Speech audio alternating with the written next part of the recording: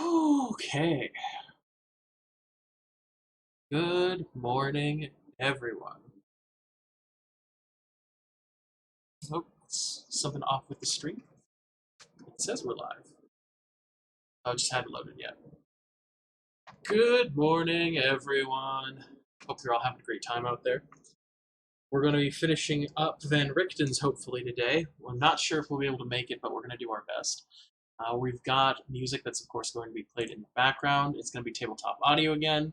They've got Amazon Alexa, they've got Google Assistant, they've got a sound pad. You can donate to them on Patreon or at PayPal. The creator is big on this being open to as many people as possible. If you're making money off of it, you decide at what point where it's like, we should definitely do a payment schedule kind of thing. And if you're not making money off of it, but you're making a video or something like that, please attribute. That's all that he asks, and super simple to do. So tabletop audio. We're going to be listening to about 2 hours worth of music. I've chosen the bottom section of the horror stuff, and happened to notice Nephilim Labs FE is from Fragged Empire, which I didn't know anything about, but I thought, hey, that's interesting. Fragged Empire, what is? Turns out it's another RPG that's I think it's different styles. Like Fragged is the overarching thing, and in general, it's a sci-fi setting. But then they've got like Eternum, Kingdom, and Fragged Seas. So like pirates, generic fantasy, and I think Eternum is supposed to be.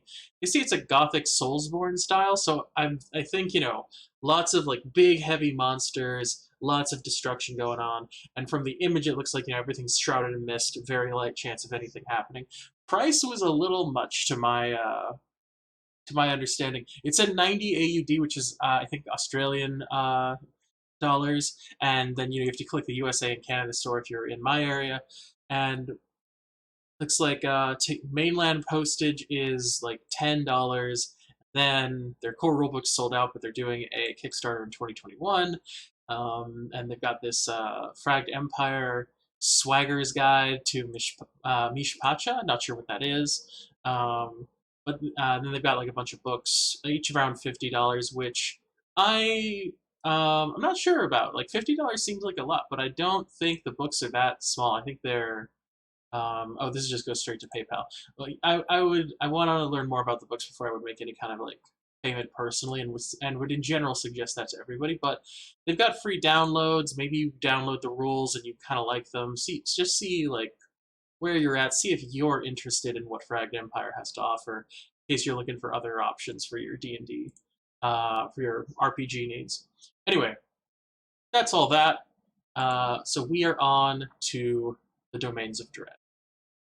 And we finally have gotten past all of the big boys. Every single one who's big and scary and like a problem. Now we're on to the other domains. The lands of the mists comprise more than the domains presented in the chapter. Countless domains drift through the mists. The following lands hint at the multitudes of additional domains that make up the Domains of Dread.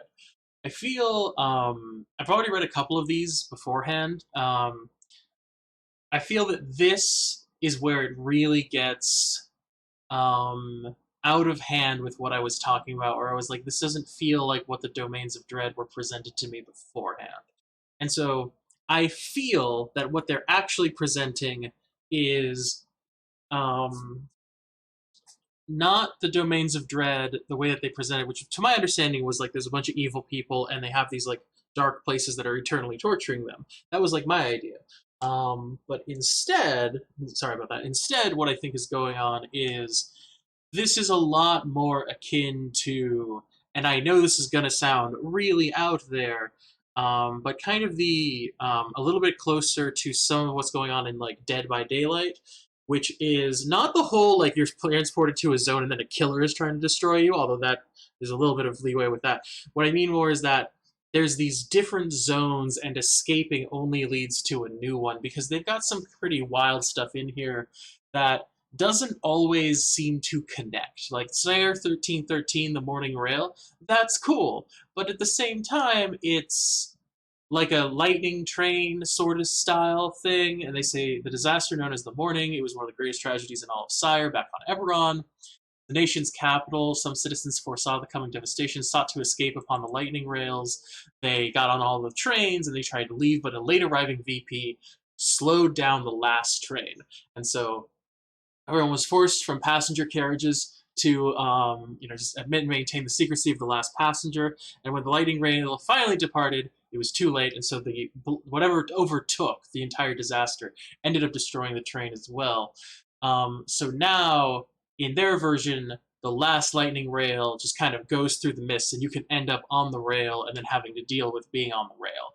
And that is kind of interesting, but I personally, for my version of what it is, being on the train doesn't seem like that big a deal. And I know that sounds kind of like, and I know, it's all subjective. If you've got an idea that works on the lightning rail, I think you should definitely go for it. It's just I didn't get in on Snowpiercer or that anime that was about zombies attacking a train. Never got like really into the whole like there's a train that you're stuck on sort of idea. Because one, you can always leave, and two, like you just fight your way to the next car every episode. Like I've seen other things where like each car of the train is like more kind of like more interesting than just like this is literally just supposed to be a normal passenger train for all intents and purposes. So you're just gonna go from car to car to car. But things like I think it's called Infinity Train, that Cartoon Network show. Like that shows like the potential of like a show like that. And that was that one episode in Adventure Time where each room is like a different sort of super train box. But much less important, for me personally, Sire 1313 is more interesting as you are reliving the events leading up to the train getting destroyed. Over and over and over again. And so part of it is trying to break that cycle and trying to like fix it in some way. Because the last passenger, their whole thing about secrecy, like it screams a lot of like pushing everyone else down, like you're not as important as I am.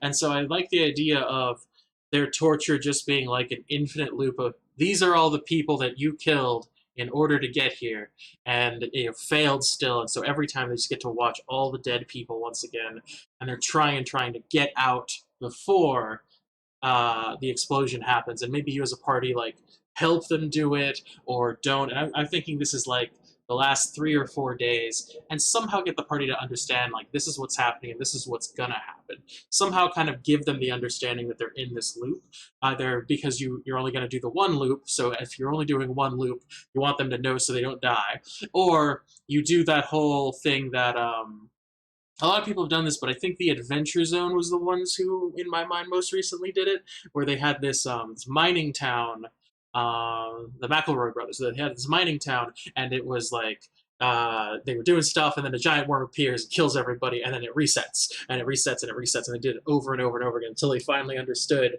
that there was like a lockstep progression to the area, and they were like, "We can fix this." Hello. Hey, how you doing? Hey, doing all right. Cool. Yeah.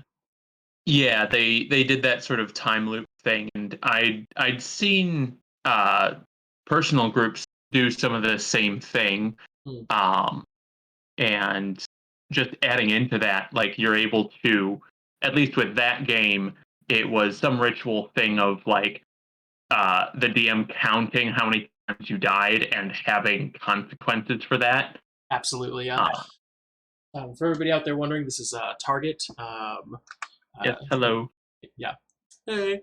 And so, yeah. But yeah, super cool, super interesting idea. And I for Sire 1313, the Morning Rail, I like the idea of fusing that whole train apocalypse with the constant loop. Because without it, we're just on a train fighting guys, and that's not the worst, but that personally doesn't interest me as much. Though I would love to see a DM go really hog wild with it.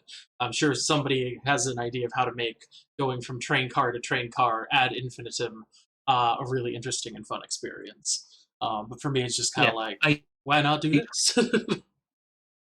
I like the idea of being like, well, you're on a train, so at some point this session, you're going to be able to do a chase over the top of the cars. And then you fall off, and everybody else dies, and then you get to start back again. Yep, that makes sense.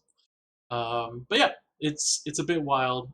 Next is Forlorn, and we're just going through. Like, we might even skip a couple because there's a lot of these other domains. Um, let's see. Forlorn is Tristan ap Blanc was born amid tragedy, the son of a vampire father and a human noble. Parents were murdered by fearful villagers, leaving Tristan to be adopted by local druids. Teenage years, his damn pure nature revealed itself. Druids discovered his hunger for blood. They cast him out. Tristan grew enraged and slaughtered the druids, draining them all. Jeez. I get that being exiled from all you've ever known is horrific, but he killed all of them and drained them all. The sacred waters of their rituals had infused their blood, though, making it poison to the half vampire. He died with his adopted family, but as the mist closed in around their sacred stone circle, he rose as a ghost.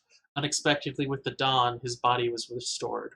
Now he lives by day, a perpetually young, charming, invention-obsessed Dampier, dwelling in Castle Tristanoira, the smoking fortress his goblin servants built over the druid circle of his one-time family. At night, though, the young Dampier dies a painful death in his spectral form and seeks to scour all that is green and vibrant from his land.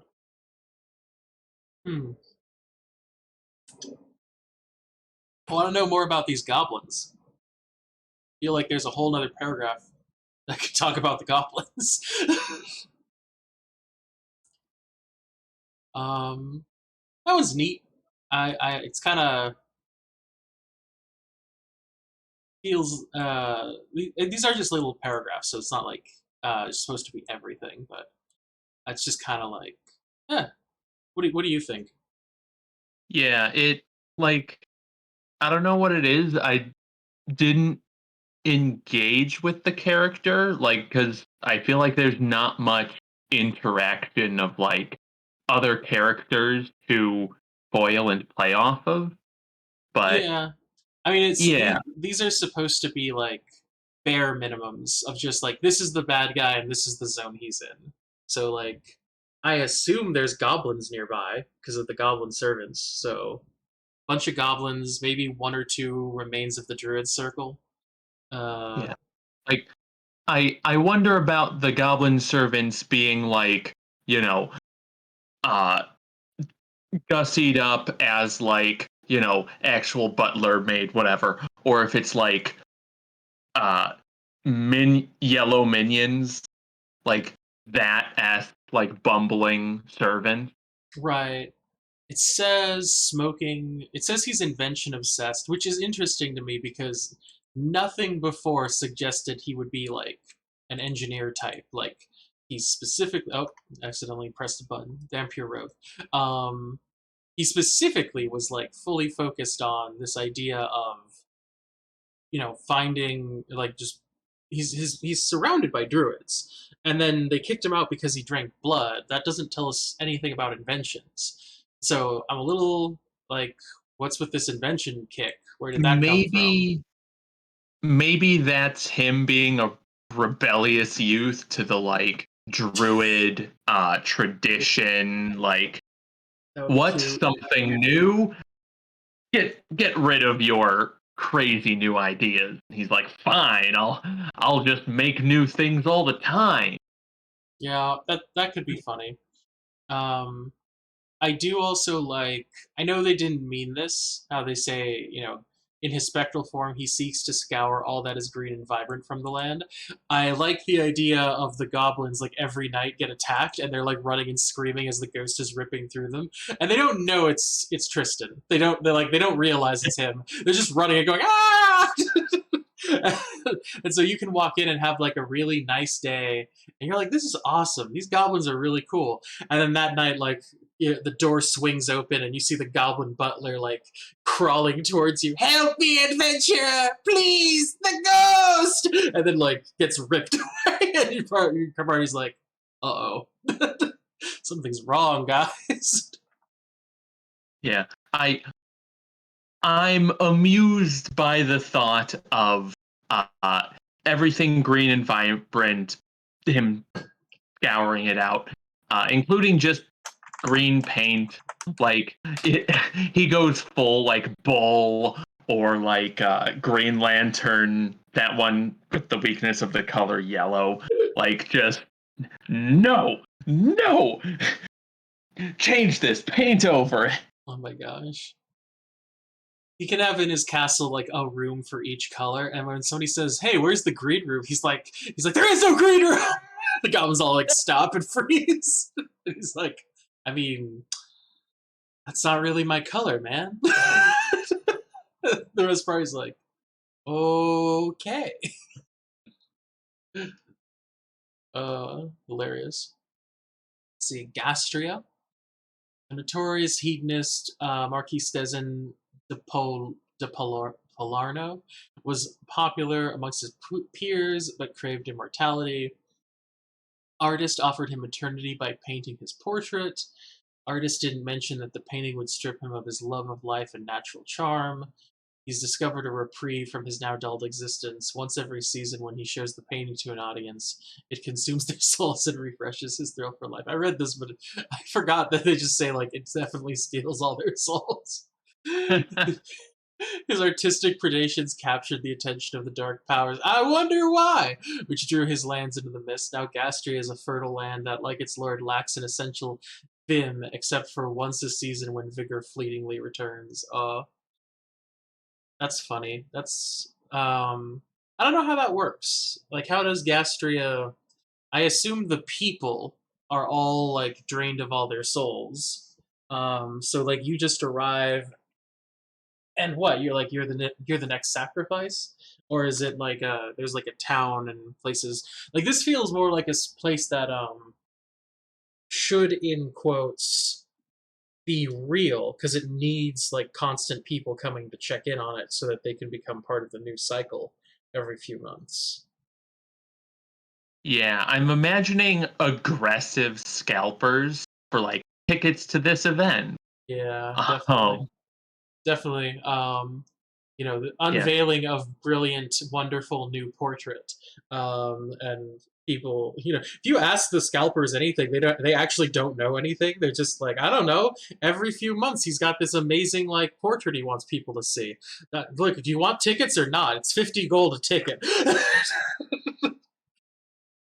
When the party that's comes even back, worse. yeah, when the party comes Yeah. back to the scalpers, they're like, it was a soul draining painting, and scalpers like, oh shit, no refunds. Um, buy one get one free. We're not returning. Oh, okay, that's fair. Yeah. Um, although I could see this being the like uh prompting something where like the audience loses their souls but aren't like dead. It's something like this is a curse and is the reason why you're together and need to adventure, Yeah, get your souls back. Like that's something I could easily see in a Domains of Dread game. definitely. I could also see a you don't go to gas like first of all they did this I love up above is they have a whole chart dedicated to all of the domains. And so I would say that if you as the DM are trying to figure out what domain to send them to next, if you roll Gastria, I think you make Gastria a stop off point rather than a real like section. It's like you don't plan on returning to Gastria. You've been told the special object blank is there, but you've been forewarned. Everyone who goes to Gastria loses their souls, and it's like, oh, what do you mean? And it's like they don't know. Like everybody buys tickets to go to this thing every few months. It's like once a season, and then when they come back, they're soulless. It's pretty awful, and we've tried to stop the ticket sellers, or something like that. Or like we tried to stop the ticket sellers, but it's difficult because they show up anywhere within the domains of dread, and none of them know for some reason about the soul sucking. They just know that they've got these tickets to this thing that they can sell for money.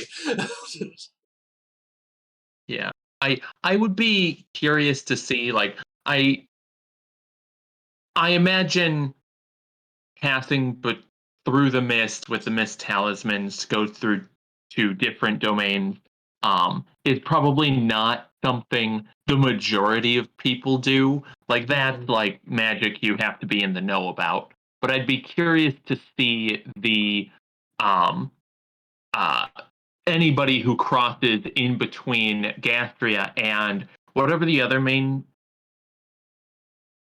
domain of dread was with all the artistry and all that performing arts Oh, things. Um, um, the performing arts was that was Harkin's lair, I think, which was Hartakas? Harkin Lucas? Yeah, yeah. This was the place that had artists all over the place.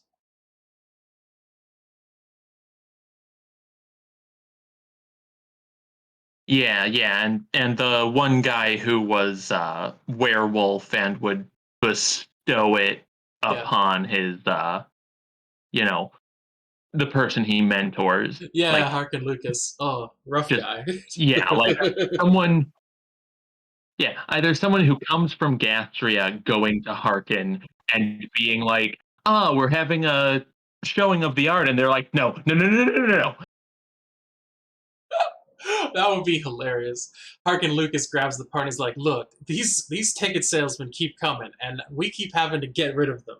You need to find out where they're coming from." uh, yeah, it could be an interesting one shot, but it doesn't feel like something that you spend like Curse of Strahd in. You know, you show up, Right. you look at the guy, and you go like, I don't think he's magic, but I bet he has a soul sucking amulet or something. And then eventually, like I think the party's first response always is gonna, if you tell them about the painting and how he shows it once a season, they're gonna be like, that's the thing. That's definitely it. We need to destroy the painting somehow. You know, I think it's a real quick and easy mission. Because if this is the sort of thing that you can deal with in a single session, then it's something where, if someone has to miss a session, it's like they're lost in, or like you do it as a serial thing, like one session, one domain. Yeah, Like yeah, if yeah. someone misses one, they're just lost in the mist until they meet up with everyone after. Yeah, that's another point that I feel like Domains of Dread is supposed to was originally built as like a darkness setting, and it's like very specific what everything's kind of supposed to be. And I think this iteration of it puts a little bit more of the sliders vibe into it, where it's like every time you go somewhere it can be different. Like it takes away a lot of the horror when you're not stuck in these zones. You know, like werewolves is bad, but like it's nothing compared to horrific plague.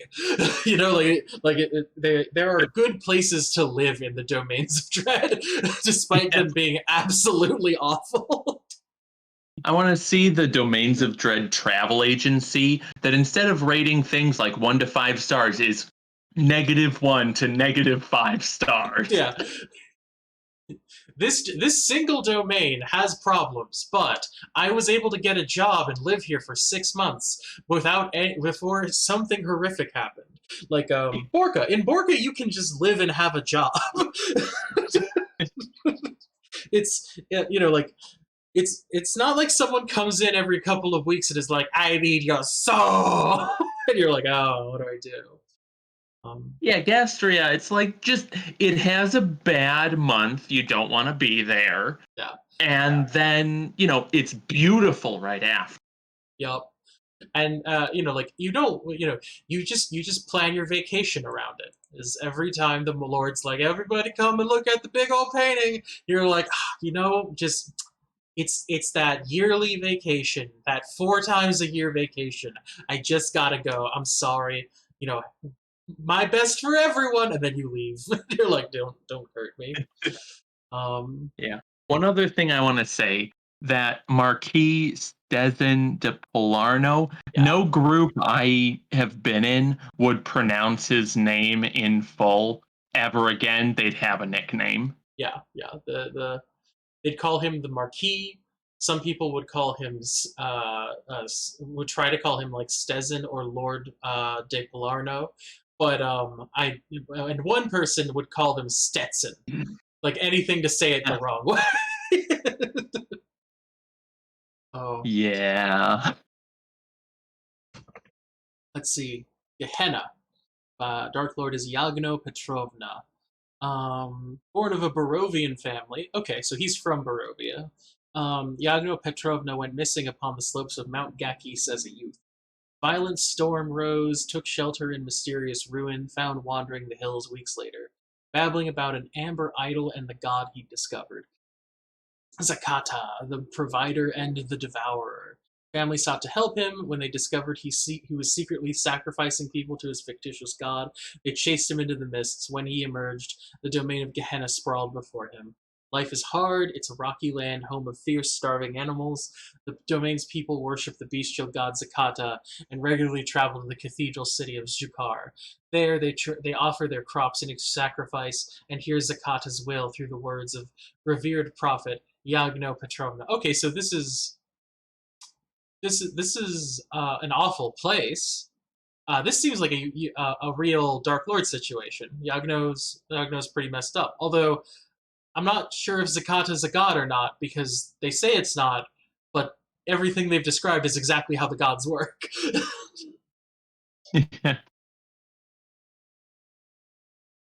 What makes it not a real god? Does he not have enough followers? So he eats people. He's secretly Oh no, it's just sacrificing people. He'd probably be like a cultist then. Very cool.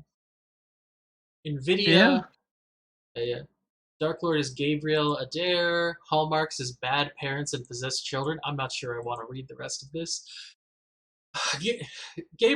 Gabrielle Adair is convinced that her son, Malocchio, is destined for greatness. That's great. I mean, you gotta love your kid and support them. We don't need to read the rest of this paragraph, right? Sure. From her estate outside the village of Karina, she employs an endless string of servants to provide him with the best possible upbringing. Again, kind, very nice, concerned about endless string. Inevitably, though, every servant will flee or vanish, either as a result of her unreasonable expectations or the deadly tricks and accidents that will frequently occur around the child. Oh no! She isn't content to leave her son's grand destiny to chance, though. Using her precious bone spirit board, she calls upon supernatural forces to guide and protect her son. Spirits, angels, fiends, and worse answer her summons, but as long as they chart his path to glory, she eagerly accepts their gifts. This sounds like the party gets like, do you want a job as like tutors for a child? And they're like, we could do that. Yeah, fabulous pay cycle. People don't survive to the next pay cycle. Absolutely.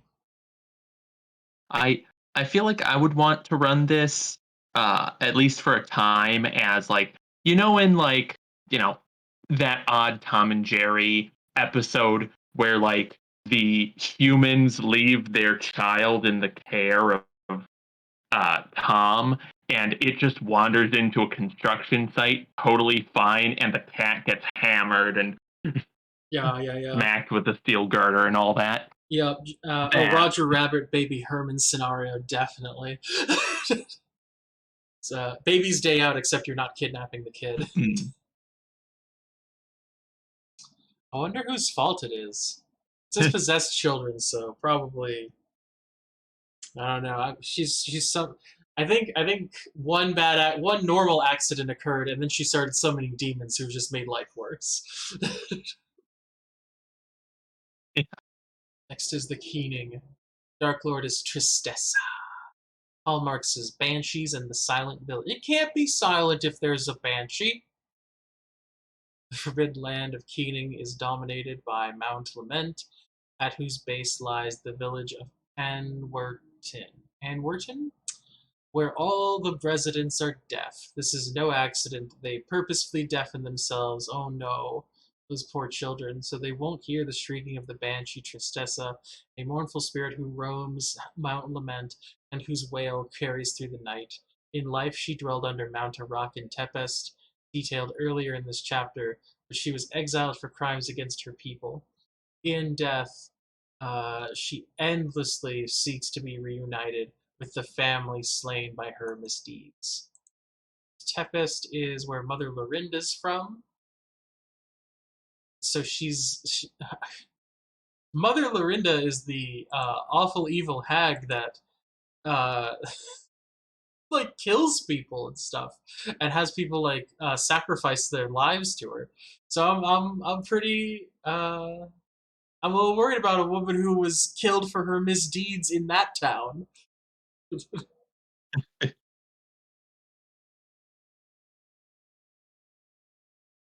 Floor, I impending mean, doom. Yeah, I mean, other than having to be death, that's a place where you can just live by the look of it. I mean it's only one banshee. It's also one village, I guess. It's dominated by Mount Lament, at whose base lies the village. Okay, so I don't know. There's definitely one banshee.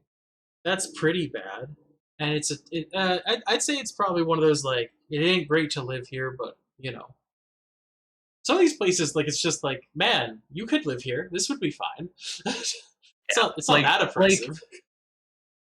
like a group of adventurers going from nightmare zone to nightmare zone going, huh, I just have to deafen myself and I can just live here. This is a nice break. I'm retiring. Yo, do I really need to hear? I would even like if I were an adventurer, I'd be like, so the only thing stopping you guys from having normal lives is a single banshee up in the mountain. I'll go kill her. I mean, yeah, I fought Strahd von Zarevich. that What's this girl gonna do? And then she screams and the mountain itself comes down on you, and you're like, ah! I wasn't prepared. yeah. And if you want to dial up the messing with players, uh play on the whole like she's looking for her family as like a child's voice calling out for their mother. Oh no. We heroes need to go help with it. Yeah, definitely. Gotta help. Banshee. So Clor, the Dark Lord of which is Clor. Impending doom, surreal environment. Clor is the end of worlds. Here, shattered islands drift through a misty netherworld, caught in a swirling spiral that ends at the unignorable, burning eye called Clor. 13 stars orbit this sun-like sphere, one winking out every hour. Each time one of the stars dies, one of the domain's ruined islands is drawn into Clor and consumed by flames. With it, each other island wrenches ahead, then halts, 1 hour closer to the same doom. Those who dwell upon the crumbling land masses trapped in the domain constantly count the hours until their end. Few know how they came to Clor or when new islands are added to the cycle, only that the mists closed in and doomed them. Amid the realm's surreal skies floats the ruins of lost and failed domains. Among them, a tower like a blackened rose and a city of skulls, as well as timeless echoes of domains that yet exist. Those cast away amid this orderly apocalypse grow ever more desperate to defy the doomsday clock and the will of a hidden dark lord, the obsessed clockmaker named Clor. So I think this is interesting because there was one of the other big domains where it had no Dark Lord, and so it was like failing, right? Yep. I believe that Uh, was Darken's Lands. yeah. So like this could give an answer of like, what if we just did not get a new Dark Lord? Like Yeah. you get to go here. Like it, there's already a clock on like we need a new Dark Lord or this place is doomed. But this is like, you get a reprieve, but there is a new clock. Yep. I would be very willing to guess that you lose the Dark Lord, and just like you said, like it as the domain is slowly eaten up by the mist, that's your first timer. and then you're in front of Chlor, and that's your second timer. Is you have 13 hours. You start at the 13 spot. Yeah. I think what I would want to do with a game like that, I would plan on linking up those two things. Like, I would maybe not include missed talismans yet. I would draw out a map of the, waning realm, and, there are things you can go do Hmm. at the periphery of the map before the mist steps in again and again. Yeah, So like you lose access to some of that stuff, and it's like get whatever resources you can so that you're prepared for either trying to get out or ultimately being better prepared so you can try to get out of lore. absolutely. I was talking to a friend, and we had our own version of how to play a Domains of Dread campaign, which is you start with Strahd, and then when you do Curse of Strahd basically, but you tell the players up front there's going to be a big difference. Just be aware, so that they're not like, "Yeah, we played Curse of Strahd," and then get disappointed if you just change it up on them. And at the end, when you're about to go fight Strahd, you open the doors and he's fighting Darkon, and Darkon kills him and does something to mess up the domain and leaves, and you're brought along with him forcibly. And that's when you learn about Darkon and the other domains of dread, and you begin to learn Darkon plans on escaping all of the domains of dread and getting away from the dark powers. And so you are going to each of the domains, and it's a race between you and Darkon, kind of to defeat the Dark Lord by a special means that like restores their soul or like damns them further. Like Darkon wants to like corrupt and use their powers, and you're trying to like fix the situation. And the only answer, to add a bit of time shenanigans, we talked about this before, but it works really well with Chlor as the Dark Lord in the background. We added in this idea of if you don't do it the right way, everything resets, which sucks, but Darkon can't then just finish his plan with them. So like he could be about to take and corrupt their powers, and then you like shoot the Dark Lord in the head, and everything resets, and he's like, you know what? I spent 6 months here. I'm out, and he like leaves and goes and tries a different one. So you get to fix this domain, but then in the next domain you're in a like you're on the back foot in kind of a weakened state, and so you go through a bunch of the domains, and you end in Darkon with him trying to use his final amount of power to really crack the plane in the way that he was expecting to. And then this Chlor thing can be a perfect like either if he succeeds or you succeed or whatever works out the right way, then you're in this damned destroyed land of Chlor, and Darkon is like, why? I was trying to fix it. and I would play Darkon as maybe a bit temperamental, of like, not just, damn it, I've been dealing with the plague for 6 months. I'm done with this. Like, just, you ruined my plan! Storming out to the next domain. Absolutely. Just like I hate all of you. And he like runs off, and you get like you can get like a hint as to where he's going next, so that like he can drop a missed talisman or something. So you can decide whether you want to stay here and try to fix it, or do you want to try to move on and chase him and then come back to this place later. But yeah, that Right. can be Yeah. really fun. And I like the Clockmaker. I feel a little weird about the Clockmaker Chlor. I feel like if you let yourself get destroyed inside the thing, there's that chance that you like end up in front of this guy in a chair who's like working on a clock, and he's like, "Hi." Yeah. Yeah. And with that idea you had, I like that uh you can revisit the places that might be the locations of your greatest failures as they're on the conga line of destruction. Ooh, yes, that would be perfect.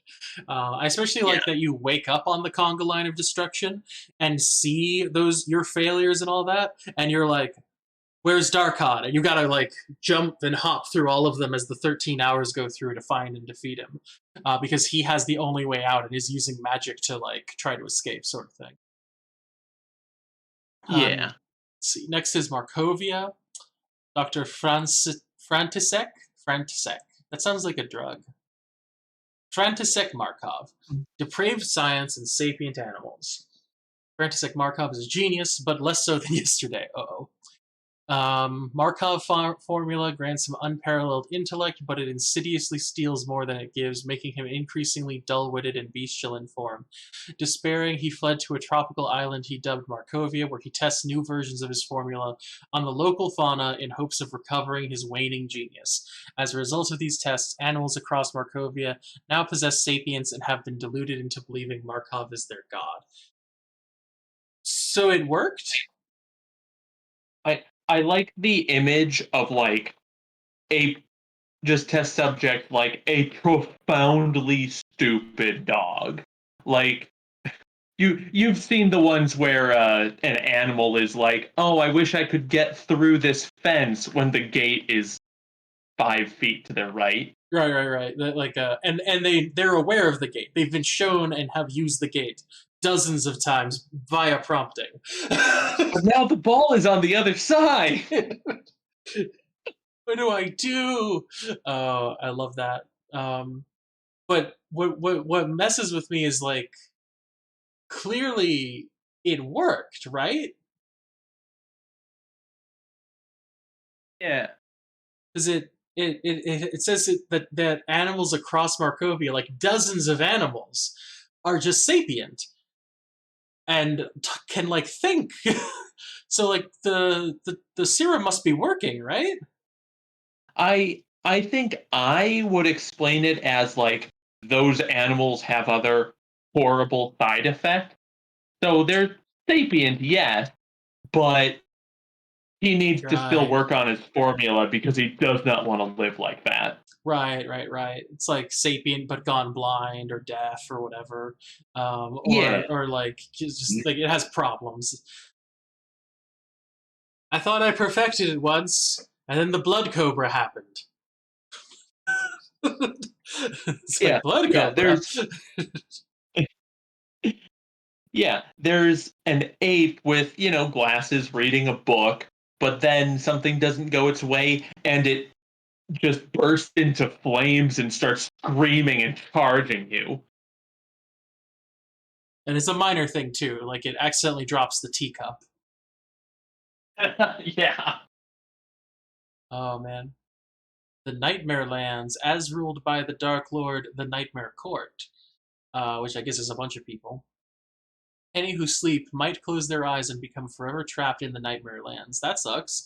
A phantasmagoric realm whose features shift endlessly. Those who visit and escape speak of malicious wildernesses, the empty city called Nod, and uncountable drifting spheres, each containing a stranger's unending nightmare. Insidious creatures called the Nightmare Court rule the domain. None know how many members compose the court, but they include the tragically graceful Ghost Dancer, the tomb-bound Hypnos, the witch Malunga, and the trickster Morpheus, and the embodiment of terror known as the Nightmare Man. These beings are artisans of nightmares, visiting terrors upon any whose sleeping minds brush against the domain. Uh, Members share one commonality: all are the living nightmares of Carolyn Dinwiddie, a potent psychic who repressed memories of her own heartless deeds. These memories torment her sleeping mind, creating the Nightmare Court deep within the city of Nod, inside a warped reimagining of the clinic where she once worked. Dinwiddie sleeps without waking, refusing to face the terrors of her dreams, unless the terrors her dreams unleash upon innocents across the multiverse. This feels less like a Domains of Dread thing and more like just a thing. Like a terrifying thing that can happen. Yeah, just some kind of nightmare magic thing. Yeah, Just leveled up to some higher level spell. yeah. This one, though, does have an interesting corollary you could use in Ekath. Ikath. I'm not sure how to pronounce it. But in Ikath, when you go to sleep, you go into the dream realm of Xianshang's perfect world. Oh Um, yeah. yeah, so you could definitely there. I think there's even a quest where someone doesn't can't find. Um, it's in one of these veteran. Ah, here we are. Zhang Shi approaches the characters and asks them to locate one or more of the lost family members within the Dream City. Worried about what became of the family, their bodies should be in the city, but she's lost track of them. Or I guess that doesn't quite locate her lost family members within the Dream City. Yeah, you could do that. I think that could be an interesting thing. Is you have to find them in the strange nightmare court land. Yeah, like certainly if the players go through one, you can give them like opportunities to recognize, oh, this is a dream world because I've been in one of those before. Yeah, like they could realize. Yeah, Naranjan. as long as you're not belaboring um the same, I don't know, trope. Exactly. Is there a? Oh, I see. Um, Next is Naranjan. Dark Lord is Sarthak. Asceticism, brainwashing, and shadow. Oh no. Island chain that once belonged to the domain of Kalakiri. The ashram of Naranjan was Kiri. That's sorry. I just want to check where Kalakiri is. Ah, yeah, Kalakiri is Ramya Vasavadhan's land, the loyalty place. The ashram of Niranjan was a vibrant vihara or monastery for ascetic scholars who practiced Ramsana, a way of life whose central tenet advises non-attachment to the material world. Now only a small reclusive group of these scholars remains. Led by the elderly Sadhu holy figure Niranjan. Interesting. He's named after the domain. The domain's named after him. Oh, no, no, okay. In truth, he is Sarthak, a wicked bronze dragon who sends agents into the mist bearing his philosophical writings. These works promise escape and peace to any. It's just a scheme. It's a giant pyramid scheme, isn't it? Who adopt their teachings and search the mist for their source. Any who come to the ashram must divest themselves of worldly goods. It's just a pyramid scheme, which are added to Sarthak's hidden hoard. The false sadhu then helps his victim enter a blissful trance that causes their soul to slip away from their body over the course of days. Sarthak consumes this soul and replaces it with a shadow, leaving the victim's body under his control. I like this one. Not necessarily a whole lot as a domain of dread. This is just an awesome, awesome generic adventure to go on. Yeah. I I could also see it elevating him to the dragon to like BBG levels as like having a hand in making all these domains of dread worse. Like he's the one who set up the whole like, oh, you need people to view your painting. Well, why don't I get you some scalpers to sell or some people to sell tickets Yeah, in all these different planes? I'll take a cut, and the powers that be will kick back awful magical power to me for making everything. yeah. Just whenever you steal their souls, just take all their worldly possessions and send them my way on a card I give you every season. Yeah. Oh, that And would when be I'm done with their valuables, I'll send the corpse to that zombie apocalypse place. yep, perfect. Extract every bit of misery from every single person. Yeah, that could be an interesting. It would be really intriguing. Maybe not. People, it rips away a lot of the fantasy of it, but it would be really intriguing to sit down and go through every single domain and figure out how the truth is things are not messed up as one would believe in each domain, but every single domain has some kind of a weird like connection to another domain that's causing weird shit to happen. Like the place of go, like Naranjan is doing the thing with all that where he's like giving people the bad stuff of this, and so like in Zombieland, she has no idea what's going on. She's just killing zombies that look like her friends, and the dragon, meanwhile, is just like dumping zombies for the mist. And he's like, I don't care where this ends up. So if you kill Yeah, the just like I've got a lot of corpses. I gotta put them somewhere. This is just my trash bin. and like he doesn't even know that the domain does what it does. He just knows that this is where you can throw zombies. That's all his reference point is. It's like, this is the zombie domain, right? I can put zombies here and no one cares. Okay, and he like just dumps them. Or in Yeah. oh god, just like find little ways to connect all of the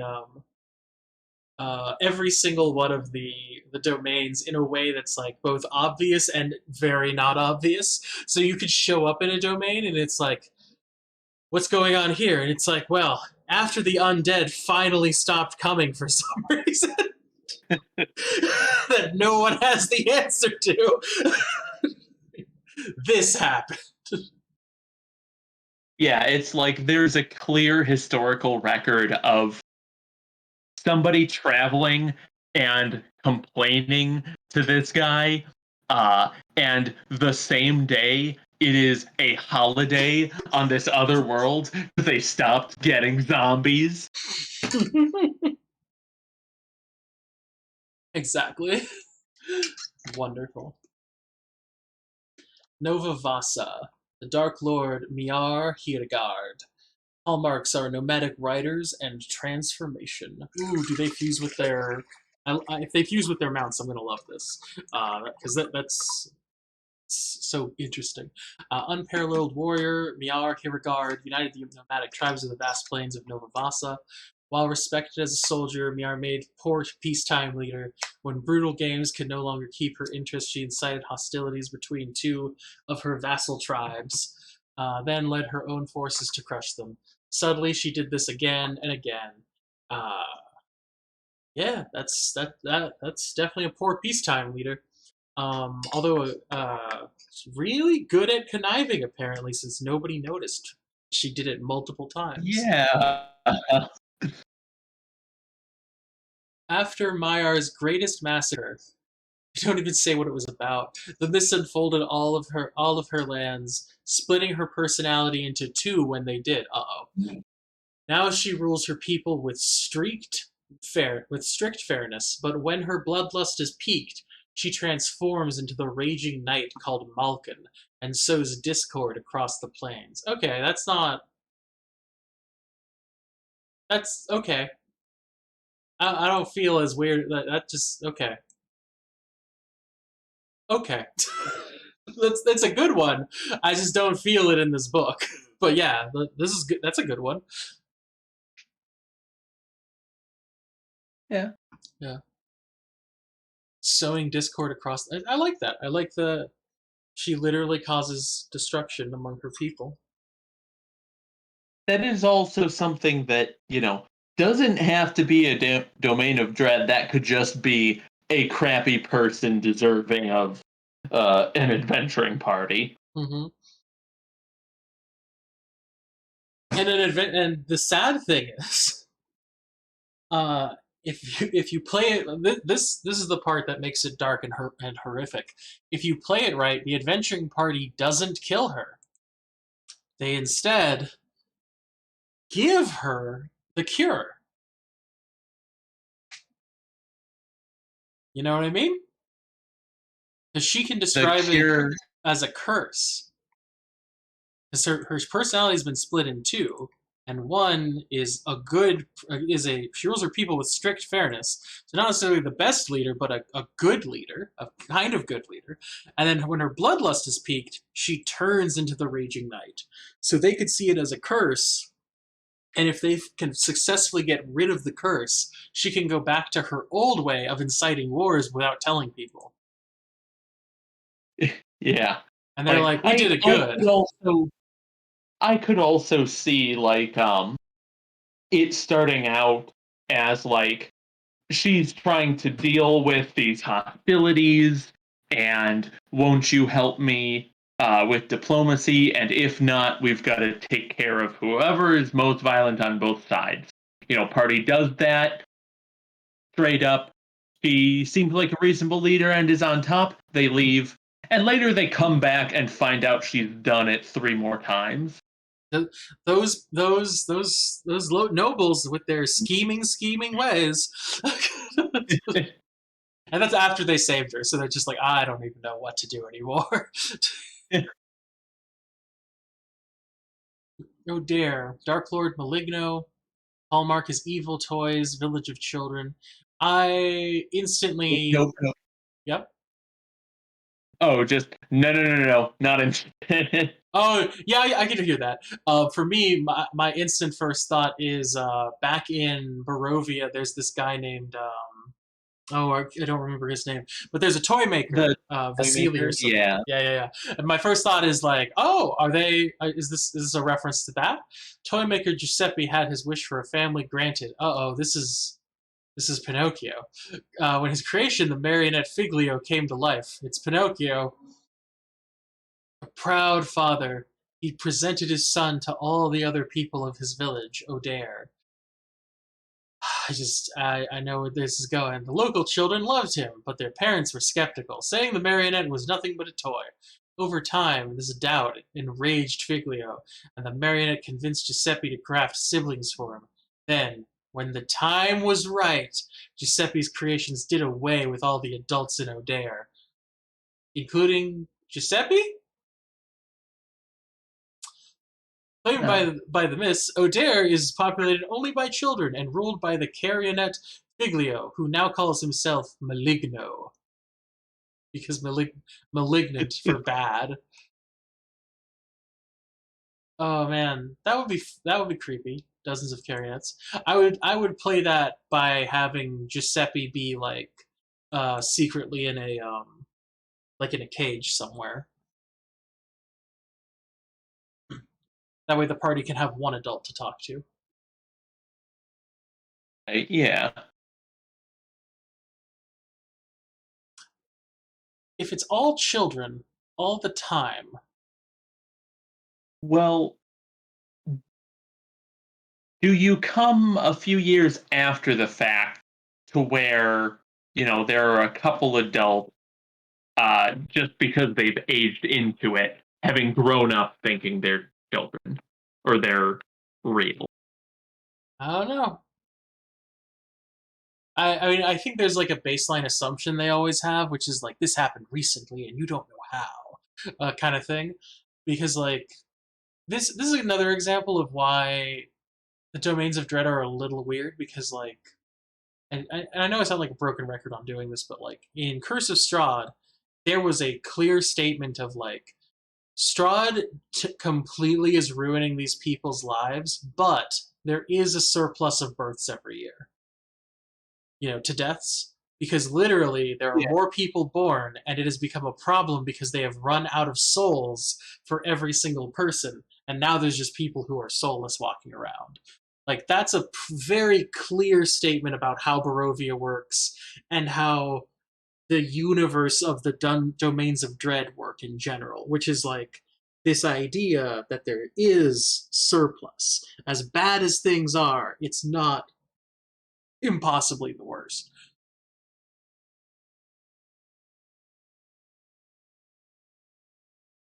I just imagine like when one of the kids becomes a teen and he realizes he's bigger than Figlio and he's like, "Hey, I'm bigger than you. That means I can," and then just like, boom, instant stab right in the chest. Like Figlio's ready for this.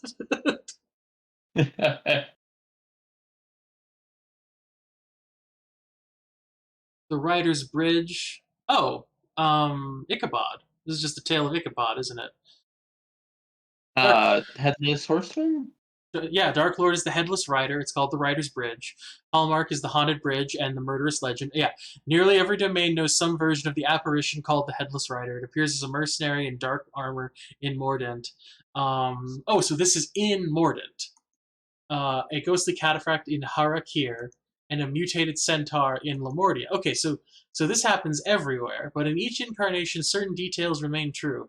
The rider's missing its head. It appears upon a prominent bridge, decapitates the victims as it endlessly searches for its own head. Should someone escape an encounter with the rider, they might find a different domain on the opposite side of the bridges of the Spirit's Bridge. See the Doulahan in Chapter 5 for more details on headless riders. Okay, I Doulahan. like that. That definitely says to me like just one encounter when you go through the mist to go to another domain. You know, you hit this first. You have to cross the bridge to get into the other domain. Like mist on either end. Yeah, it's interesting that it's in the other domains of dread section. Maybe the Writer's Bridge can be like I would probably play the Writer's Bridge as a little bit like a it's a domain that creeps into other domains. And so probably go with one of the party members somehow does something dumb to get themselves cursed by the Writer's Bridge. I'm not sure what they would have to do, but do something like that. And then in Mordant, like Mordant and Harakir and Lamordia, in each one of those, have the writer appear. And always give him the Doulahan stats, but always describe him differently as they suggest. That could be really interesting, especially do it when the party's trying to leave.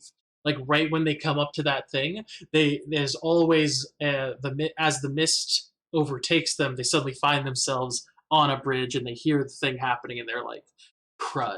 And you could even do it to only the one PC who's been cursed. So it takes away a lot of the strength of being able to fight as a team. It could be really fun.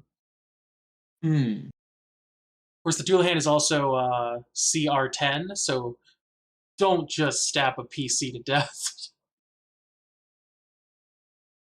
Yeah. I mean, you can also play it as like, as long as this isn't too strong, have it be something that's hounding them as they try to get across the bridge into the mist to move on. Yeah, I think Like, I would go um, for every time you're in, the bridge is a little longer, and the Doulahan, you can hear him riding up to the bridge.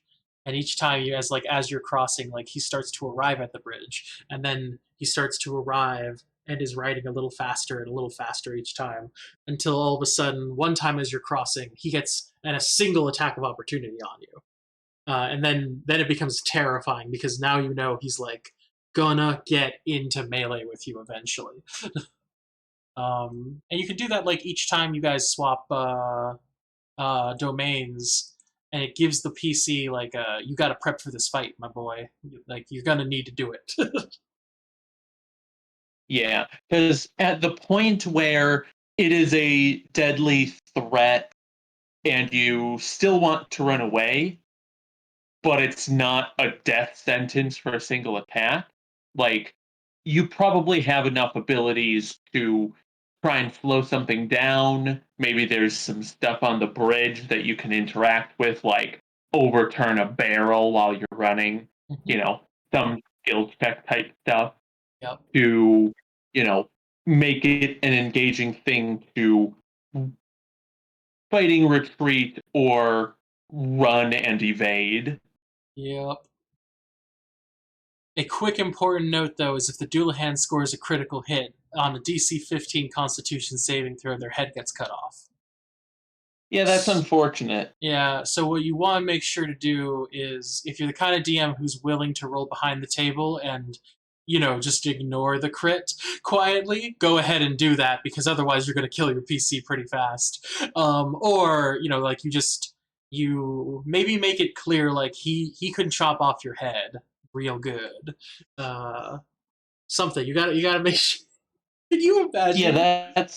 um yeah, that's like the earliest end I think for save or dies, but Yeah. save or dies are not something you just play around with, right? Exactly. Although I do gotta say, Unless I really love the idea of you're running from the Doulahan on the bridge, and then you're like, okay, you're gonna make it into the mist, but he gets one attack on you, crit, and then you tell him roll a Constitution saving throw, and he rolls it. He rolls like a 14, and then you're like, all right, the rest of you arrive in this. It's dark overhead, forest all around you.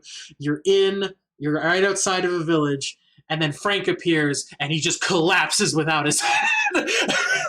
And this is right after the cleric gets revivify, so the cleric can go and revivify him instantly. You gotta time it. You gotta time it right so it makes sense. And of course, the head. He gets to keep the head. with the head. Yeah, he just drops there, and the head's next to him, and they're just like, revivify. And he's like, oh god. Put it on. Just have everyone be like, are you okay, Frank? What happened? He's like, Doulahan.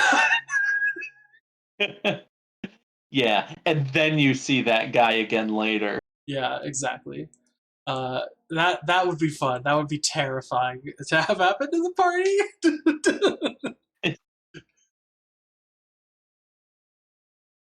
Oh man, that's a good one. Because maybe first time you're traveling with a big group, like, wow, this plane is awful. Let's all try our luck with the next one. Mm-hmm. And then you're amid a crowd being torn into by this guy. And you're trying to shepherd people safely, maybe? Maybe something like that. It can be a personal thing or a group thing. Either will do. I think it can always be very fun the way you do it though.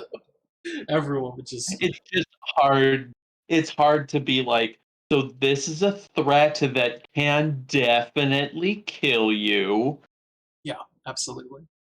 I mean, I think you tell them the lore and you make it very like if if you're gonna do it without the crowd, which the crowd is I think the perfect way to describe it because then you can just like you can say he's hitting people, and then there's one person this is a person no damage whatsoever. You see, he just lops their head off instantly, and then just he goes back to fighting like nothing's going on. But I think what you can do is tell them the legend, have them cursed by it, have them make fun of it or whatever they're going to do, and then like have an NPC like, "You're cursed by the Doulahan, aren't you?" And they're like, "What do you mean? What of it?" And then they're like, "Dude, this is what the Doulahan does," and then explains like, a couple things from his stat block, like. His battle axe is Vorpal. Like just tell him straight up. Yeah. His battle axe is of such a make that the only blade I've heard of that is similar is a Vorpal blade, and have the party go, "Oh, this is bad." And I would find whatever plane the party goes through where they're most like, this is awful, we need to get out of here. Any other domain of dread is better than this. And have them meet somebody who has traveled between domains. And they're like, oh, you're cursed by the Doulahan? No, I'll stay here. Or I'll leave later. Yeah. You guys go ahead. I'm not getting caught with you guys. Yeah, I'm not getting caught with you guys. Also, can I have your stuff? Yeah. They're like, excuse me. He's like, excuse me, excuse you. Excuse you, excuse me. That thing's gonna kill you. Yeah, like I know this is a lot to ask, but can I pass through before you guys? And then if you survive, I'll give you all your stuff back. Like I'll wait for you for like a day, but yeah. No. When the party's like, well, I'm not sure about that. He's like, well, which one of you is cursed? Because I could just go with the non-cursed guy. I'm cool with that. They're like, we're not sure who's cursed, and he's like, who's the Doulahan obviously chasing? They're like, we don't know, and he's like, I can't believe you people. Oh man. Yeah, it's like I'm sorry, but anytime you know someone group is cursed by the Doulahan, you just disband the group. It's not worth it. Y'all are fine, nice people, better than all the soulless bastards here, but no luck. Sorry. What you gotta understand about traveling the mists is it's such a rare and deep bond to have with another person to be able to travel the mists. It's not worth it when you're cursed by the duel. It's just not worth it. Oh, I haven't messed Oh, with and them. Sorry, go ahead. oh, I was going to say I've got a thing I've got to go to, so Oh yeah, I'm yeah. gonna sign off. Very cool. Yeah, Have a great one. See you. thanks for having me. Bye. Definitely. Bye. One of the other things you could do though, to everybody out there is you could have like the party makes new friends and they're like, all right, let's go through the mist, and then they find that guy that we were talking about who's like, yeah, the dual hands and no business, and he like shows up and he's like, whoa, you guys are going with them, and they're like, yeah, why not? And he's like, do you guys not know that they've been cursed by the Doulahan? And they're like, you've been cursed by the Doulahan. You did not tell us this. It's just like everybody's like, why did you tell us about the Doulahan problem? So, Orisibalos. Dark Lord is Doerdun, hallmarks of misdirection and ventriloquism. The Recibalos is a small music hall, similar to those found in any decent-sized city. Its lord, Doerdun, was once a king, one so thoroughly humorless that he forbade his subjects the privilege of laughter, upon pain of death.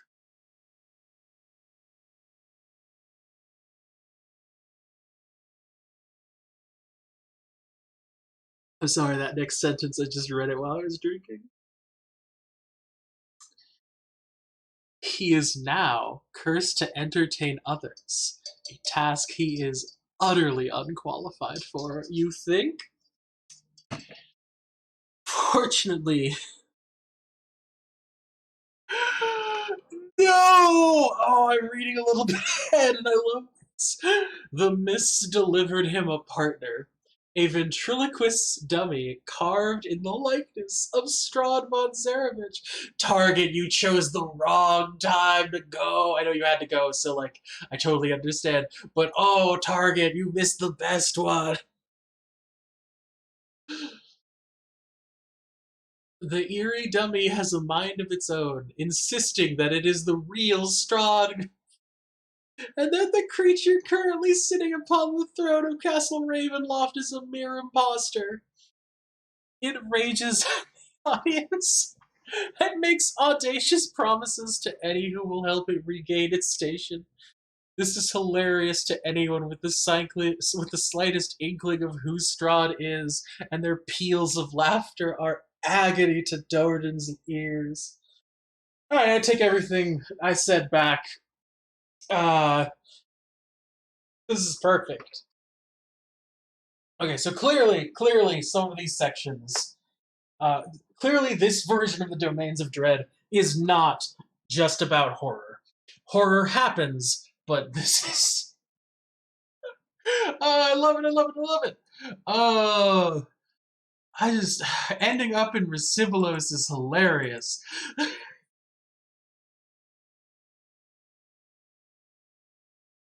I am the real Strahd von Zarevich.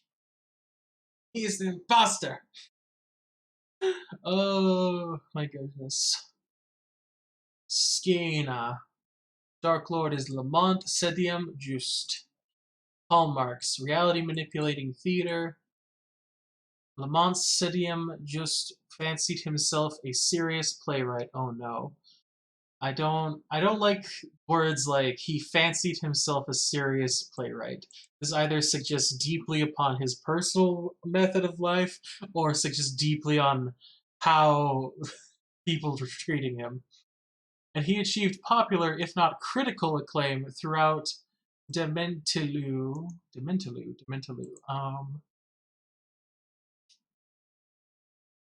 Oh, did the music stop? Did I forget to? I forgot to click play, didn't I? All right, let's click play on that music.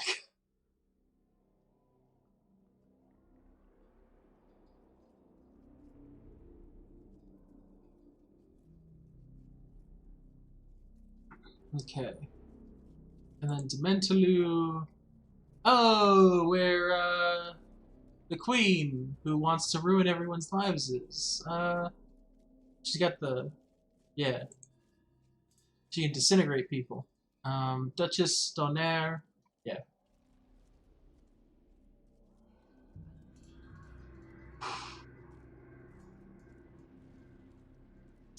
Let's see. He achieved popular, if not critical, acclaim throughout Dementalu for his works of grisly horror, but he craved respectability, and his new play apparitions. And with his new play apparitions, Lamont believed he would find it the night of the premiere when the audience signaled their boredom. Wow. I don't understand how he achieved popular, if not critical. So the critics were bored. They signaled boredom. And the playwright was crestfallen. His supporters wanted blood, so he gave them. Oh, okay. So he.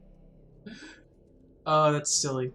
His supporters wanted blood, so he gave them what they wanted. By the play's end, he had joined the play and viscerally murdered every member of the cast while the crowd roared their approval. As the show ended, the playhouse broke from Delmentlu, and Skena was formed. Comprising a single playhouse, the domain can create any reality he desires upon its stage. The Dark Lord's immersive performances are somewhat predictable, though, as they always end in slaughter. Oh, very much like I was talking about with Harkin Lucas's realm, where it's talking about the everything's on a stage kind of thing. So I guess that's why they didn't do that, or at least that's why they were doing kind of a different thing. Let's see, the Sea of Sorrows.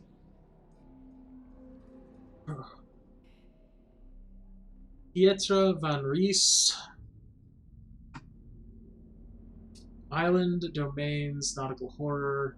Murders Pirates, Pietra van Ries. This is a full thing. This like they got like a picture and everything. Captain of the Relentless had an unsavory reputation for attaching her captives to ropes and dragging them through the water until they drowned. She never removed the detritus of her victims, even though some returned to life as zombies. The Relentless was sunk by rival captains, but death could not keep Pietra. She awoke in the Sea of Sorrows. Sea of Sorrows! Where do I know that from? Water in her lungs, sea creatures making their homes in her flesh, her crew stirred with her now fish-eaten corpses. Sea of Sorrows. When she sought to speak with them, her voice emerged from their mouths. Huh. Sails a domain that can overlap any body of water in any other domain. Okay. Some domains border the Sea of Sorrows, while others have their own names for these mysterious waters. Those who venture into the mists by boat might find themselves amid an endless debris and sargassum-choked expanse of eerie beasts and shifting islands. Huh.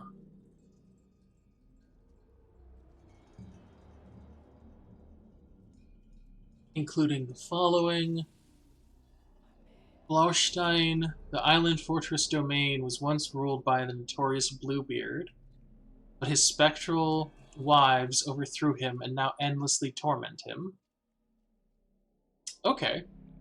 Dominia, the asylum of the vampire Dr. de Claude Heinroth, rises upon this stormy island, and the asylum's patients are all dramatically different versions of Heinfroth, inspired by who he was at various points during his lengthy life.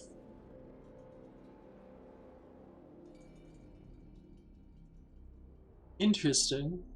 That's kind of neat.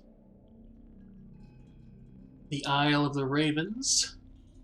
A storm of ravens surrounds this forested islet, hidden amid the feathered gale, and possibly tall tower stretches into the sky.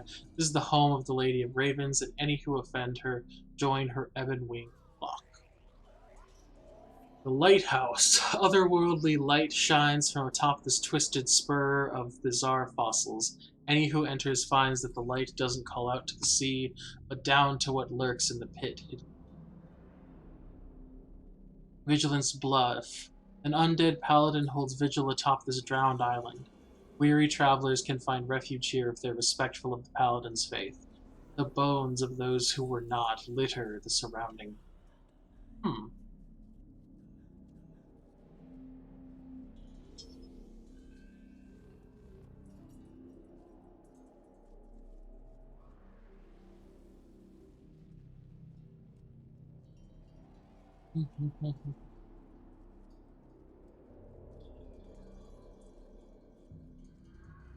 Shadowlands, Dark Lord Evanbane. Hallmarks' fall from grace and heroic sacrifice. This place is weird. Within this forested land of peasants and heroes dwells an order of questing knights known as the Circle. These knights seek to vanquish evil, following the example of their founder, the paladin Kateri Shadowborn. Even long generations after her death, members of the Shadowborn family still number among the Circle. Their heroics known across the Shadowlands and in other domains, yet despite their victories, the foes and failures of these knights are ever drawn back to the Shadowlands, filling it with vengeful souls and monsters. These villains include such as the Necromancer Morgoroth, the fallen paladin Elena Faithhold, and Evanbane, Kateri Shadowborn's accursed sword. I like this now that I've reread it, because the first time I read it I was really confused. And I thought, like, so it's just a domain full of all the things that this circle kills? That sounds really like, eh. But I like the idea of they keep returning, and so the circle just sits there and is like, we just need to keep fighting. That's the way that this is. It's interesting that Evanbane is a returning defeated creature, but is also the Dark Lord. So that's an interesting game you'd want to look into and ask about. Oh. Sauron, Dark Lord Anton Mizroy, hallmarks, imprisonment, and swamp magic. I am not putting all of these in the what's it called later today, the tags. In society, Anton presented himself as an upstanding gentleman.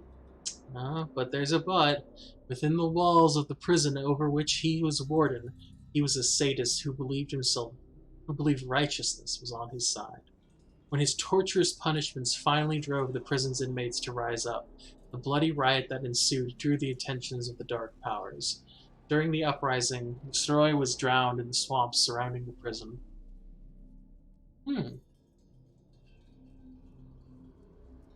But he rose again soon after, an undead warden in search of inmates. Beyond Missouri's prison, alligator-filled swamps cover the domain of Sauron, right up to the sinking settlement of Port Delor and Marai de Tarascon, a village where above-ground crypts outnumber the residents of the living.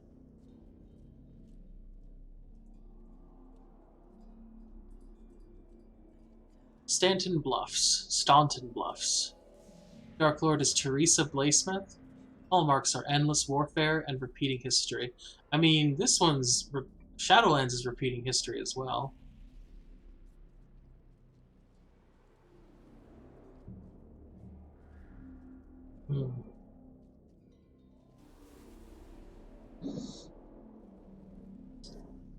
Eerily faceless mercenary regiments sweep the countryside of Staunton Bluffs, burning villages and killing helpless residents. They push ever eastward towards Castle Stonecrest, hereditary home of the Blasmith family. Teresa Blasmith, spurred by jealousy of her brother, Torrance, gave her family's foes the intelligence they needed to raid Staunton Bluffs.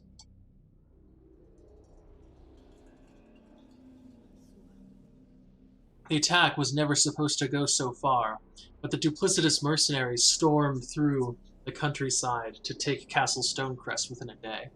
Teresa survived the attack, but when she surveyed the damage done and found her family dead by her own designs, she threw herself from the bluffs. Now she haunts her own domain, where she repeatedly relives the day of her betrayal.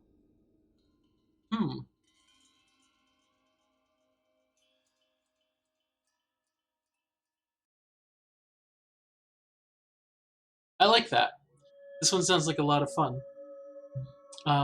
But it's also I think I'm over it, but it's again one of those that like doesn't quite work. I would say, or I guess it could. That could work pretty interestingly. The problem is, it just seems like the party would really quickly find out about Teresa and figure out what's going on, and then they're like, "Well, how do we fix this?" It's not a super broken domain. She seems like she's actually like sorry for what she did. In fact, she's probably, I don't know how. It doesn't say how. It doesn't give a lot of ideas to how she's like broken up over this in what way. But it seems that she's truly remorseful for what she did. And the problem would just be like, if you were trying to fix her and fix the domain, it would be about getting her to like accept what happened and move on from it instead of holding on to it. Tavag, Dark Lord, Cass the Bloody-Handed. Hallmarks an undead military dictatorship. Notorious across the plains, the vampire Koss was once the champion of the Lich Vecna. Ooh. Wielding the artifact that bears his name, he betrayed his master, and the resulting battle supposedly destroyed them both. In truth, Vecna escaped and grew in power over ages and across worlds. Cass, though, was claimed by the Mists, and in his wasteland domain of Tobag, he believes his war with Vecna rages on.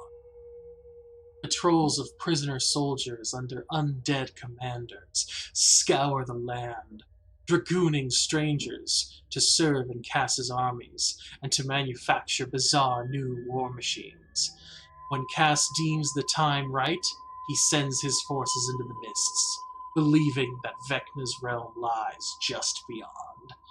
Invariably, those troops never return, leaving the vampire to rage, rebuild his forces, and continue his search for the Sword of Cass, detailed in Dungeon Master's Guide, which he considers his key to victory.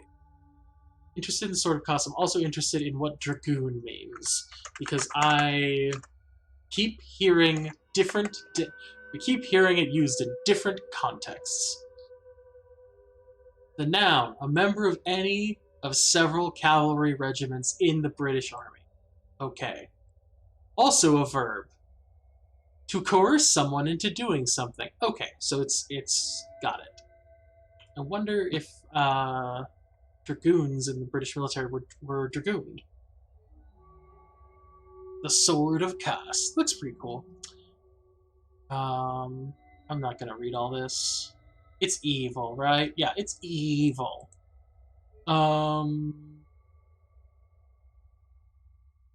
You can cast one of the following spells.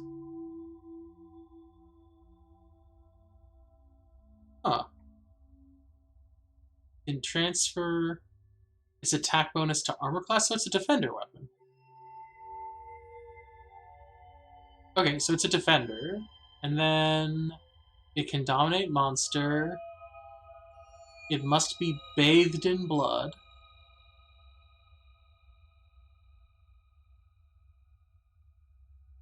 Interesting.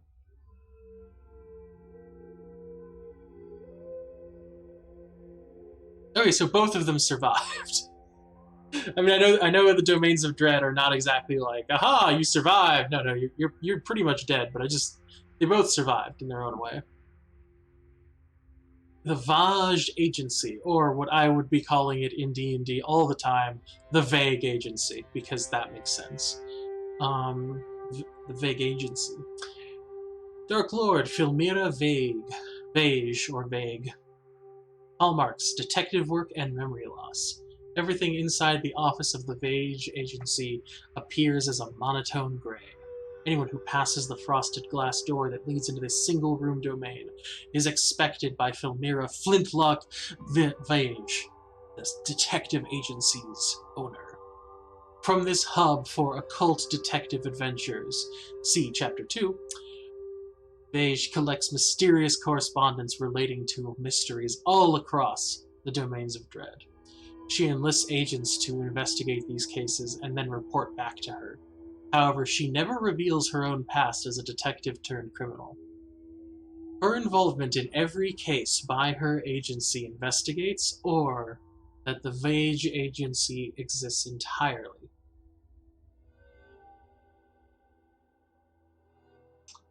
Let's check out that occult detective stories. Aw, it's a skull inside of a fingerprint. It's cute. Okay, these are the descriptions. So this is a neat little page, but I don't know, it's super. Yeah, this was one of the ones that I saw that I was like, I don't know how I'm feeling about that because it's just kind of like, here's a room kind of thing. I'm very, for the Domains of Dread, I know this is going to sound really weird, but I very much am having trouble with the idea of it being like one room. I'm much more like the idea of it being like a giant eternity of a thing or like a whole like country or something like that. I feel the domain should be larger kind of constructs, but at the same time, that's obviously not where they're going. So it's we're at the end of it now, so it's a bit late to give it all up. But it's just one of those things where I'm like, I gotta stop talking about it. That version of it. So it looks like the Domains of Dread are meant to be like a sliders sort of deal, where it's literally just anything could happen. Like you could literally end up being a like a speck on an amoeba, and that's the Domain of Dread for some reason. Probably because somebody's afraid of like bacteria or something. Zeresia, the Dark Lord is Sodo, and the hallmarks are serial murderers and urban decay. Each day,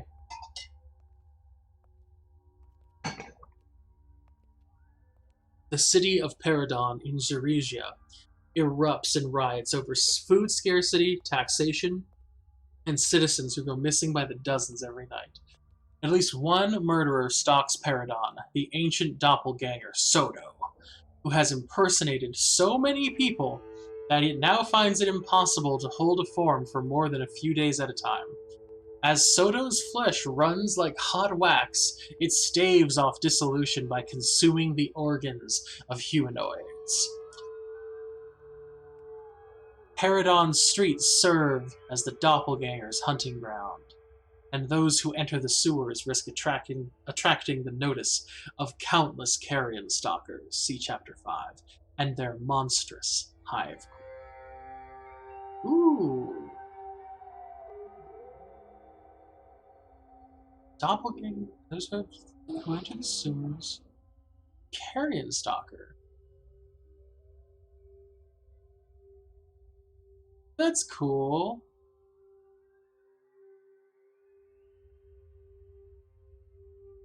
Pale larva infests a corpse. Over the course of weeks, it burrows, feeds, and grows, ultimately developing into a chitinous mass of pincers and tentacles. When an adult stalker detects movement, it bursts from its corpse cradle to attack, intent on implanting its young into the living and starting its species' life cycle. More than one necromancer has animated a corpse infested with carrion stalker larvae. While this can prove shocking and deadly, some depraved spellcasters cultivate carrion stalkers within zombies. The embedded carrion stalkers ride along in their freshly animated conveyances, bursting forth once they detect living creatures nearby. This is a really cool bit of like circle of life kind of stuff. This destroys the zombie but unleashes a new horror. Carrion stalkers also enjoy symbiotic relationships with carrion crawlers. Crawlers will not devour bodies infested by stalkers, but they often pick up stalker larvae as they root among filth. The crawlers then spread the grubs, potentially infecting whole sewers, graveyards, or battlefields with the stalkers. In return, stalkers avoid preying on carrion crawlers. That's really cool. I like that. That's a really cool mix of things.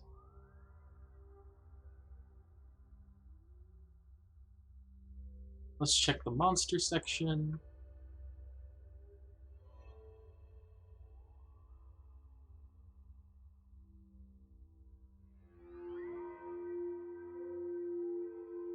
Where's the parents?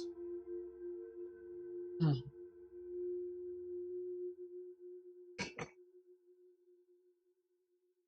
Looks like there's nothing more, but it is it's basically the alien if its whole thing is it bursts.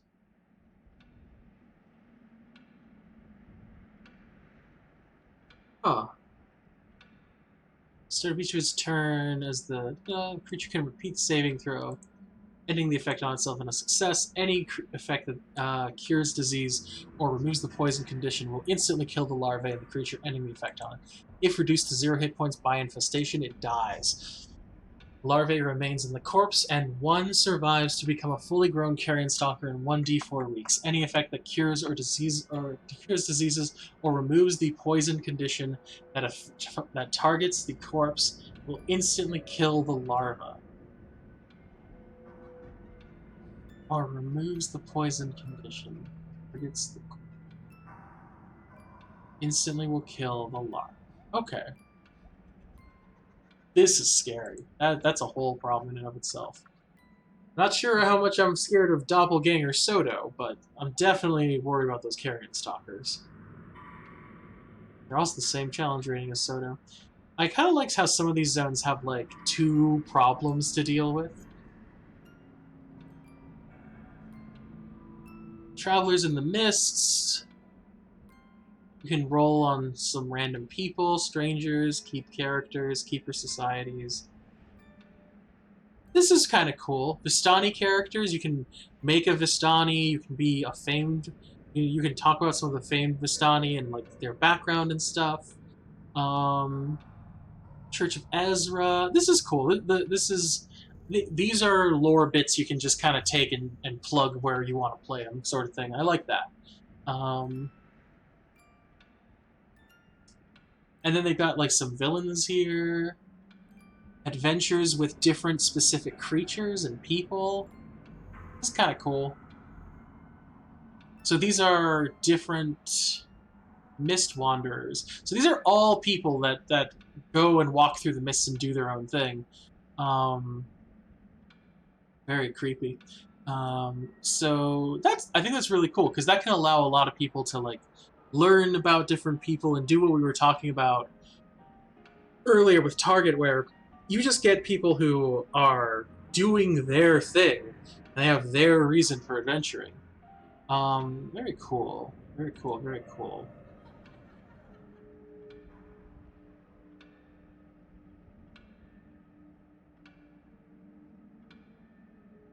The Daughters of the Mayor of Mordenshire. What? Which one was Mordenshire? Rain is saying that was where the jerk was. Am I right? Oh, right. The mayor is just a person. The Dark Lord is not the mayor. Wilfred Godfrey is not the mayor.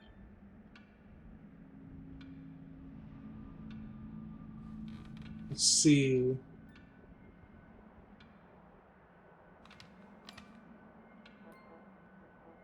Oh, the mayor's being manipulated by his fiancée. They exposed her as a werewolf who was using him to pursue one of Morden's other famous residents, Rudolf van Richten. After the twins saved Van Richten and their uncle from the werewolf, both George and Van Richten encouraged their investigative instincts, training them as monster hunters. Makes sense. Cool. Relentless adventurers, taking after their uncle, trained in martial techniques to combat the undead. Very cool. Nice, sweet. Very cool. And then a thing on horror adventures, preparing for horror, having a toolkit, Taroka deck and spirit board stuff.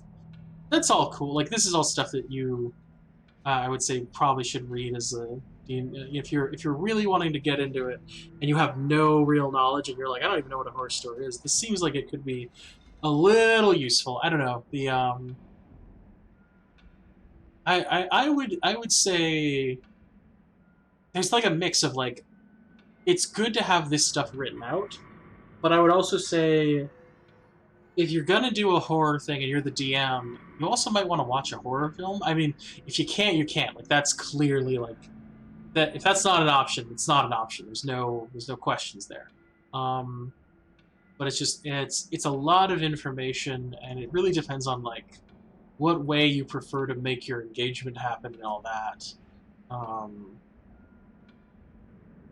Curses and resolutions, very cool. There's a lot of cool ideas in here, I think. In case you aren't sure how to do things. But honestly, most of this happens kind of like naturally, like if you'll know in the moment when you're like, she curses you, bro, and then just like points at a dude and it's like you're cursed for all time. But yeah, I think that might be a cool section. House of Lament is a it's an adventure. I'm not gonna just read out the adventure, but let's see. Da-da-da. It can springboard into the domains of dread, which is cool. Vicious warlord ravaged the countryside at the head of a bandit army, conquered the lands of Count Cordon Silva, took the Lord's fortress, Castle Levents. Months later, received word of her father's defeat. The knight Mara Silva received word of her father's defeat at the hands of Dalek Dranzorg. Got it. Calling in debts and intimidating mercenaries, she forged an army and then did her thing. Drove her troops harshly on. It looks like it did poorly. Upon arriving, she expected to find her homeland and ability ready to rise, but they'd been cowed and terrified by reports of him entombing captives and rivals in his castle walls. Calling them cowards, she drove her troops on, suffering daily ambushes and desertions. When Levents finally came into view, Mara led less than a dozen irresolute knights. Well, I guess you had more generic soldiers, spearmen and such, but only a dozen knights is not a great thing. Shouting her frustrations, she was answered by a voice from the shadows. Sinister force would give her the power to take her back her home and rule her lands, but she would never leave Castle Levants again. Oh, okay. And she accepted the arrangement. That's the deal with the dark powers. That's what we're talking about. Dranzorg's troops swept in and took her and the knights captive. But within the castle, he showed Mara and her followers the hollow walls where they'd be buried alive. Mara's troops pleaded for their lives. Wickedly, he promised to spare them if they watched their leader's entombment and spread the tale of her failure. As they agreed, she unleashed her rage with a supernatural, ear-bloodying scream, slew Dranzorg barehanded, and then taking up his axe, felled his troops and her own traitorous followers. Soon after, local nobles received invitations to come and get murdered by her. Yep. Yep. Celebrate her victory. They discovered they were the sole guests within a crimson-stained castle. Yep. Passing judgment on each noble for abandoning her, she bricked them into her castle's walls. Rumors swiftly spread of Mara's vengeance.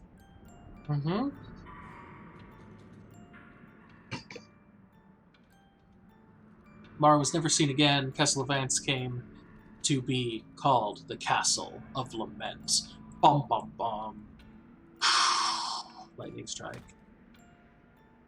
Centuries pass. Castle Levants fell to ruins.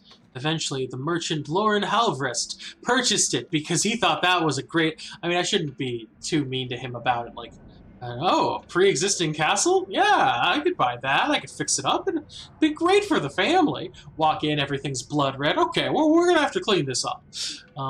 By then, only one of the towers remained. The frugal Halvrest incorporated the tower into the construction of a lavish mansion. Of course, Halvrest lived peacefully in their new home for several years before mysteriously vanishing. That's it.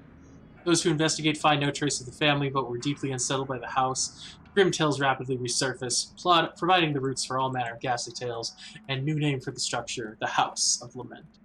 I'm a lot more interested, honestly, in doing the scenario rather than anything else. But whatever.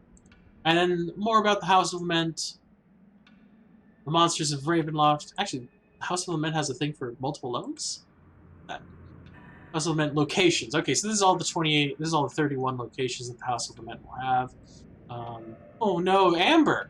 The evil beneath the house adds to its prison of souls. So the Amber is a prison of souls. Because that, back there, we saw that, the guy was looking at Amber. Interesting. Agatha Cavenza's fate remains in this. Jeez, an arm is coming out of a bag. Dr. Dranzorg, still alive, I see. Must have been fun. Is he... What is he represented by? Cursed Battle Axe. He has a Revenant. Very cool. Except he regens after a minute. Ooh, I like the map. This looks like a cool map to use. I would use this map. This is wow. I like this map a lot. I don't know why, but I'm like this. This is cool looking. Are these 10 foot or do they not explain? Please explain.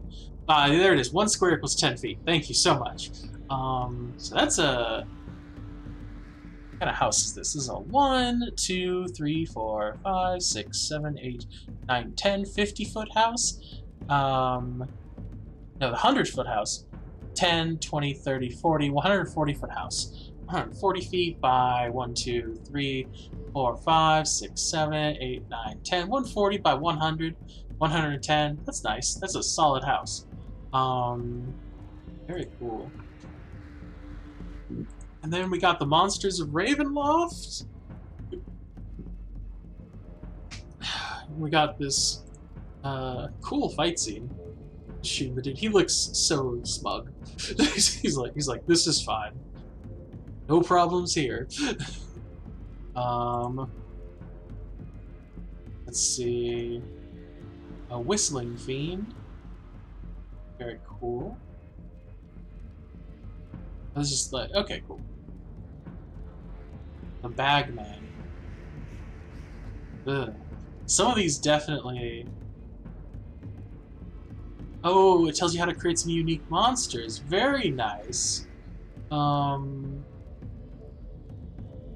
Describing the monsters, emphasize their wrongness. Focus on the features that make the creature alien, inhuman, and out of place. Oh, yeah. Okay, yeah. Engage all the senses, make it personal. Don't dictate their actions, but you can touch on the feelings that provokes.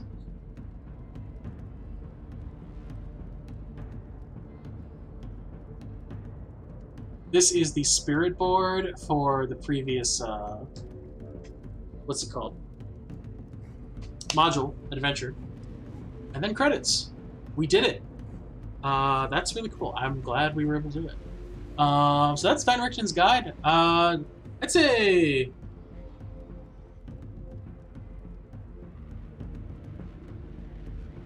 it was fine. I'm not sure it was worth the money, but I'm also not gonna, like... I'm, you know, I buy every D&D book pretty much, so it's not really a big deal. Let's see, we got 1, 2, 3, 4, 5, 6, 7, 8, 9, 10, 11, 12, 13, 14, 15, 16, 17, 18, 19, 20, 21, 22, 23, 24, 25, 26, 27, 28, 29, 30, 1, 32, 33, 34, 35, 36, 37, 38, 40, 42, 43, 49. So I'm going to roll a D49.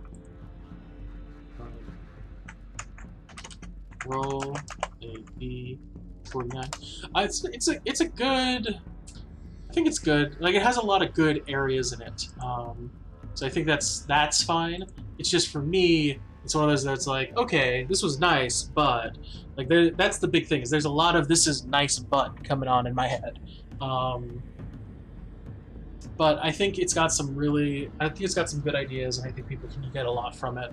So, you know, I don't know how much it is, because I kind of blindly buy this stuff, but honestly, you know, if you're interested, check it out.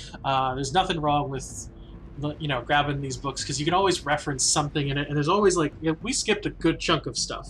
So, like, there's always something that we might have missed, or you'd see at a different thing. So with 45... 49, 48, 47, 46, 45. Tales from the Yawning Portal. We're going to do that next time. I hope everyone out there has a great one. I'll see you all later. Bye.